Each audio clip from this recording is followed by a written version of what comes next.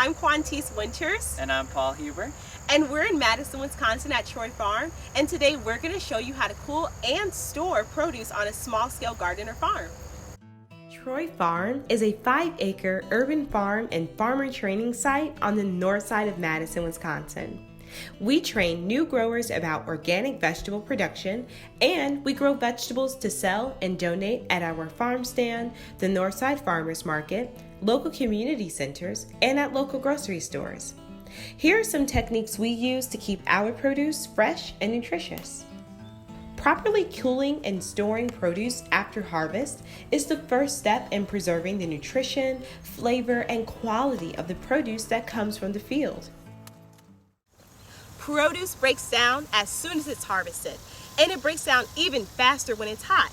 So at Troy Farm, we like to keep our produce as cool as possible as soon as possible. And we do that with things like this shade cloth. Hey Paul, what's this made out of? Hey Quantice, some kind of plastic. We use it all over the farm to keep other stuff cool too. Even after being harvested, vegetables are very much so still alive. They continue the metabolic activity that allowed it to grow while on the plant. Let's break this down a bit.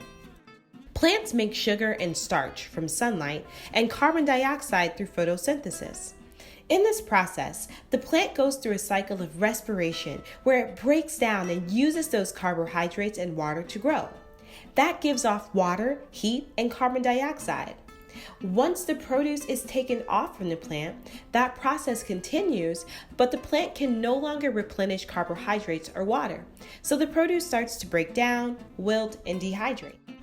Heat and exposure to sunlight speeds up this process, so the faster the produce can cool down after harvest, the slower the breakdown process is.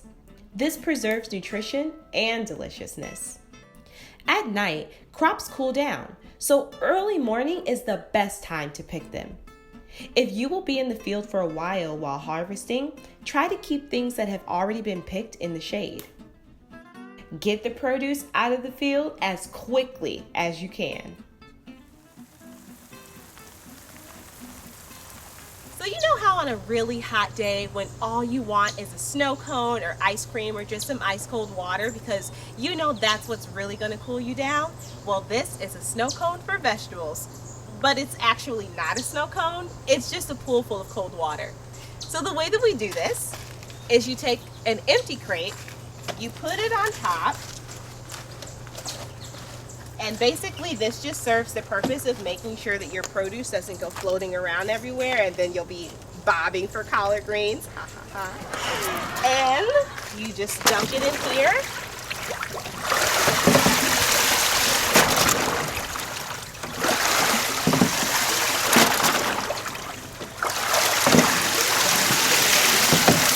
And then you're done. You've officially given your collard greens a snow cone.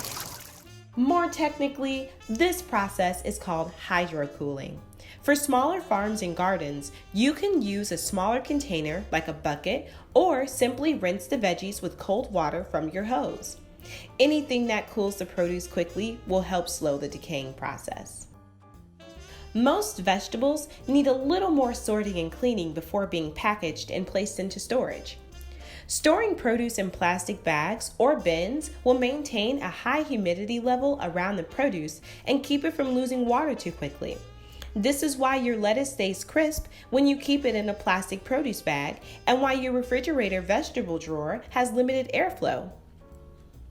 Each type of produce stores best at a certain temperature. At Troy Farm, we have 2 coolers. We keep one cooler around 36 to 38 degrees Fahrenheit, which is a good temperature for most vegetables. Some vegetables, like tomatoes, can skip the hydrocooling process, aka the snow cone step. Hey Paul, do you know why that is? Well, Quantice, some vegetables don't respire as much, so they don't break down as quickly. And things like tomatoes aren't very dirty when we harvest them, so we can just go straight into storage. Some vegetables like tomatoes, cucumbers, and peppers need to be stored at warmer temperatures. In our second cooler, we store those crops at around 55 degrees Fahrenheit. Cooler temperatures can actually cause chilling damage in these veggies and lead to quicker breakdown and decay and negatively impact the flavor. For home gardeners, keep these crops on your counter until they're ripe and then store them in a cool, dry place in your home. Most of the time, these crops don't need to be hydrocooled or washed at all if they're kept clean during harvest. Our second cooler is known as a Coolbot. It's a great option for small and beginner farmers. With the standard air conditioner, you can transform any kind of trailer or shed into a walk-in cooler. Ours was a fishing shack. To learn more about Coolbot kits, visit storeitcold.com. Thank you so much for spending time with us here at Troy Farm. I hope that you have learned everything that you need to know about how to cool down and store your veggies in the summertime. And Paul, if someone has any questions about further details, where should they go? Check out rootedwi.org or click the links below for more information about specific vegetables and how to cool and store them. Stay cool. Happy growing.